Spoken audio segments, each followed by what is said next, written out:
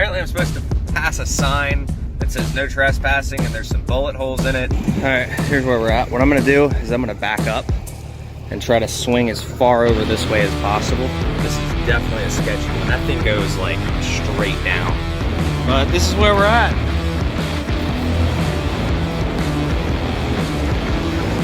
Not really much you can do about that. You can try to prepare for this all you want. Bad word. It's gonna happen.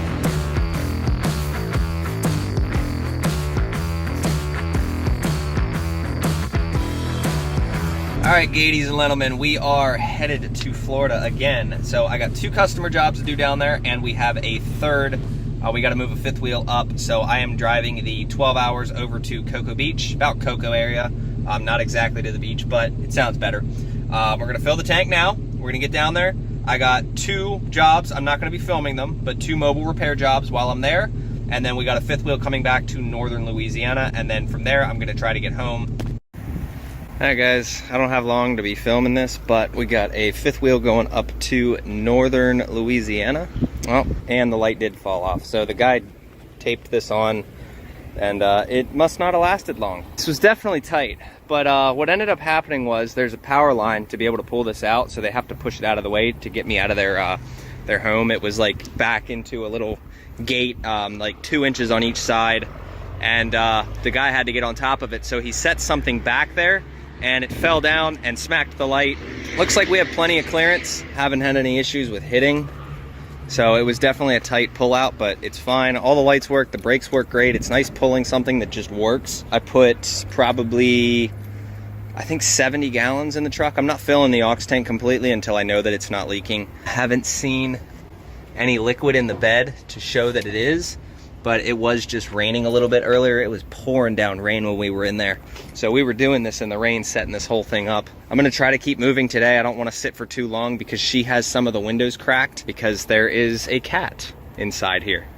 So her cat's in here. She's gonna be living in this. She's an elderly lady. So when we get there, this is what she said the step over here was, and that was missing already. So this step right here, if you guys can see, the weld's broke, so when you step on it, it wants to pull itself down. She offered me money to fix it with the welder, and I'm not gonna tell her I'm gonna do it, but I'm gonna be doing it for free. I'm gonna be charging her. Like I said, she had to borrow money to be able to get this thing transported anyway. I'm gonna do that as a favor for her because, you know, you get a mobile welder or somebody out there, they're gonna charge an arm and a leg to fix that. I'm just gonna fix it for her, not gonna charge her, gonna do my good deed. I always like to help out the elderly when I can. If I could afford to do these for free for the elderly, I absolutely would, but unfortunately, we do got to get paid on shipping it. I think this one pays like $16.25. We gave her a hell of a deal to do it.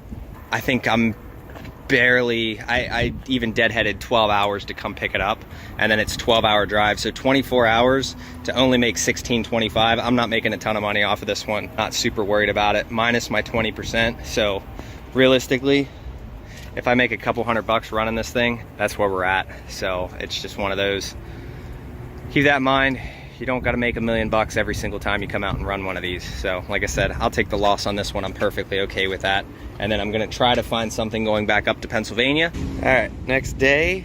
I got about 4 hours to go. It's beautiful out here, believe it or not. Just checked the inside temperature of the camper, and it's fucking nice in there.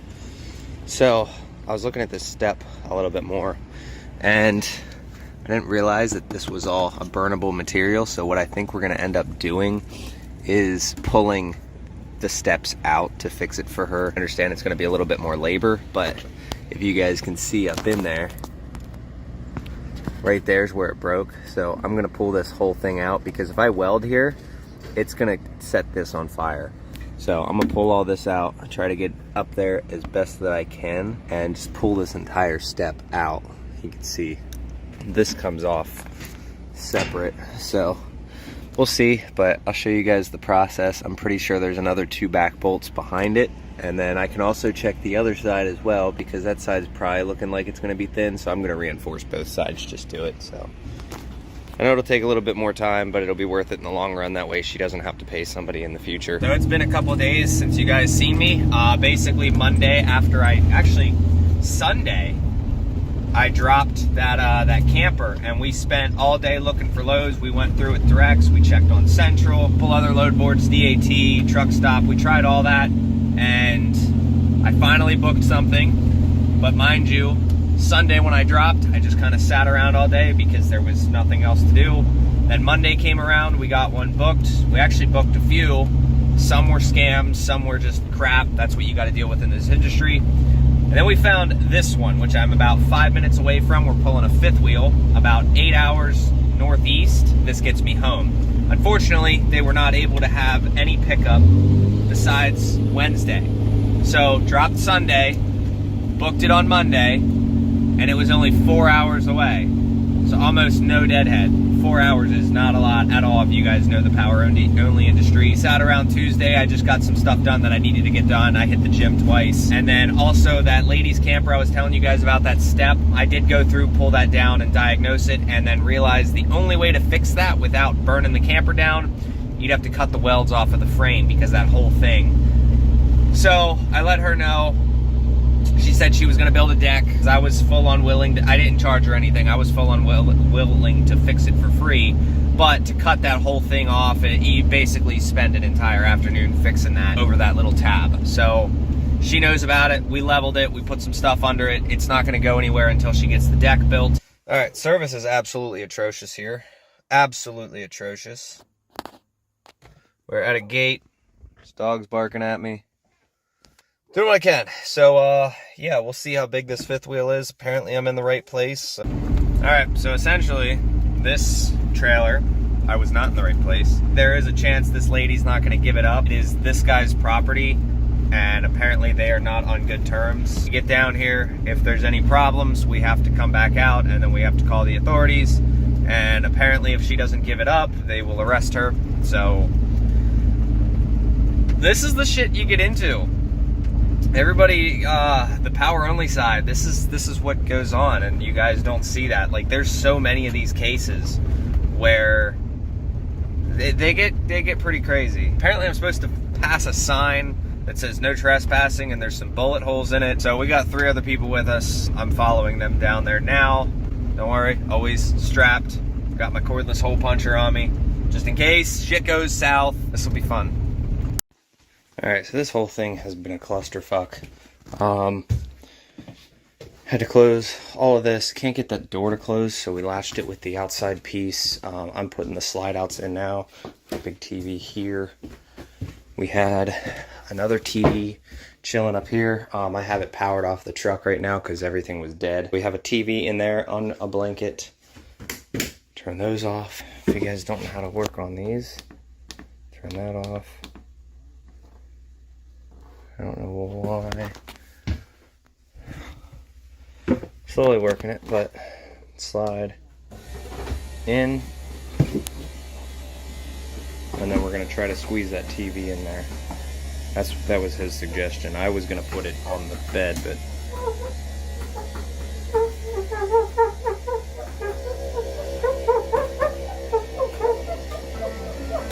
these slides are not happy.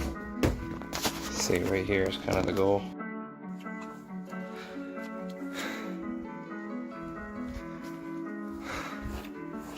Just gotta lock that pin down and put my connections in so I have brakes. All those are up. That's in. This is a tight mud pit. Waiting for the rain to stop. I'm gonna try to swing it way out and around, but I gotta be super careful because this mud is slick and I can go over that embankment like nothing. This is definitely a sketchy one. That thing goes like straight down. They're out there. I think they're grabbing the things. I think they're gonna throw them in the side, and then I just need to close that, latch it. I'm waiting for it to stop raining because it's like it just rains for 2 minutes and then it stops. It's like the 4th time. All right, here's where we're at. What I'm gonna do is I'm gonna back up and try to swing as far over this way as possible. But it clears. It's close.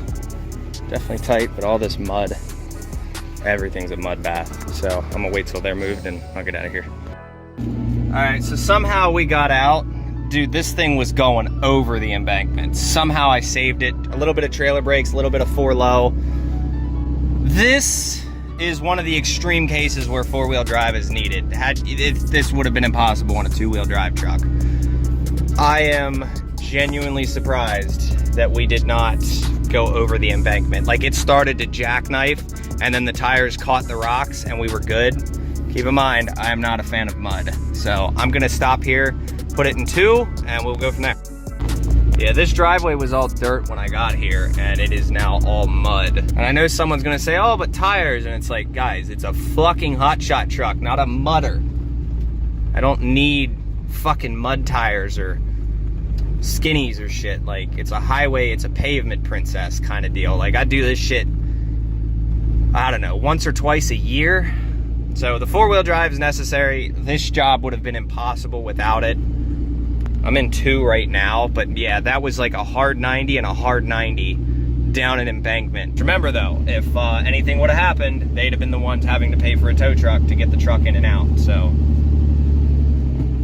now we're back in 4 because we're climbing a grade.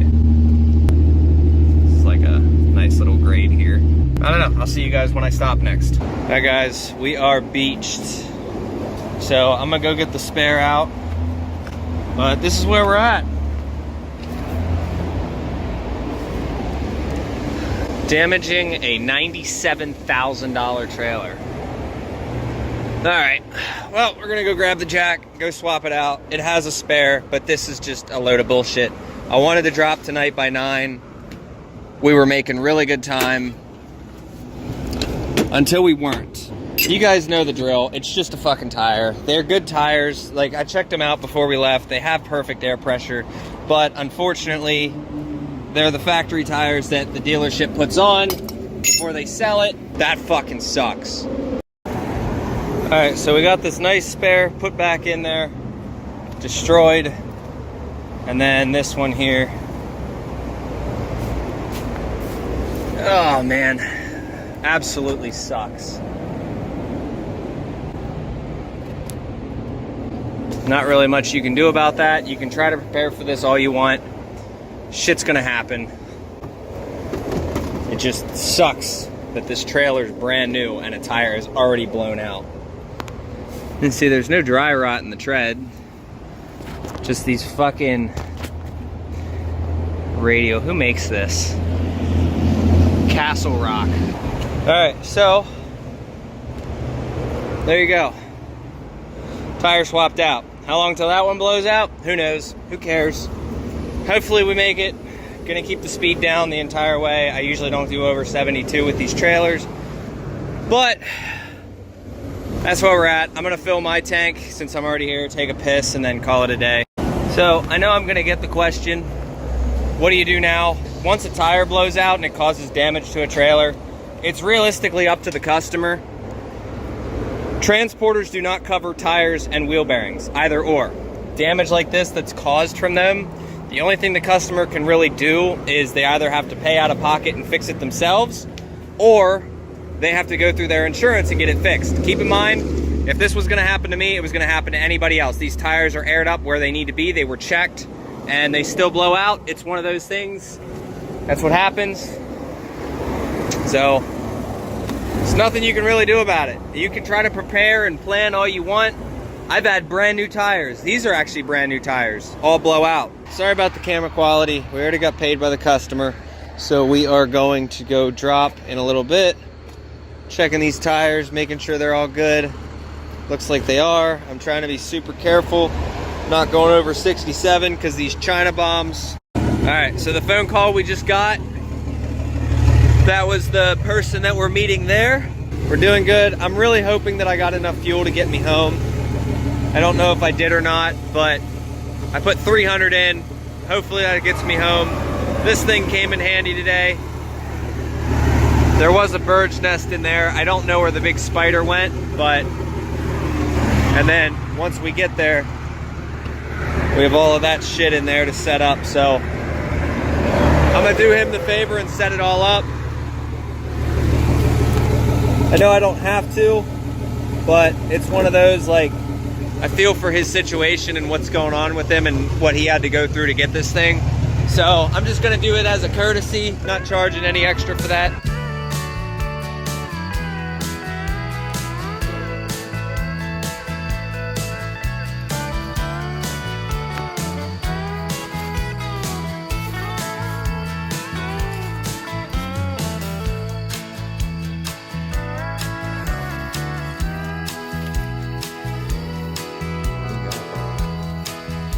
all set up.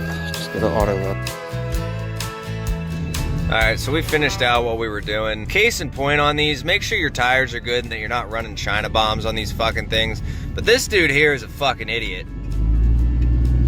Dude straight out pulls out in front of traffic. No tail lights on the trailer. Yeah, he's got his flashy light on the roof, but you can't barely see it, and it's pitch black outside, so that was interesting. But I got like 3 hours till I get home, and I'm tired as dog shit. I'm gonna be home at like 7:30 in the morning. So we'll see how this goes. I don't even need the GPS anymore because I'm on 81. So I'm just gonna follow this up until I get to my exit, and we're home. See that? The sun's coming back up. I got up at 7 a.m. yesterday, and it is 6:30 right now. I'm a little tired. So I've noticed, I usually get tired around like 1 or 2 o'clock in the morning, but if I can pull through 3 hours and get through 2 o'clock to 5 o'clock, 5 o'clock my internal clock resets, and I am full of energy. Don't get me wrong, I'm tired as shit, but I'm full of energy. I have like 45 minutes until I get home, and I am excited as shit to get there because I am gonna sleep in my own bed. This hotshot shit ain't for me, but the money's good. So I'm gonna end this video here. It's definitely been a good week, I will say that. If you guys need anything, I'm in Carlisle, Pennsylvania. Diesel repair, all of that available starting Monday of this coming week.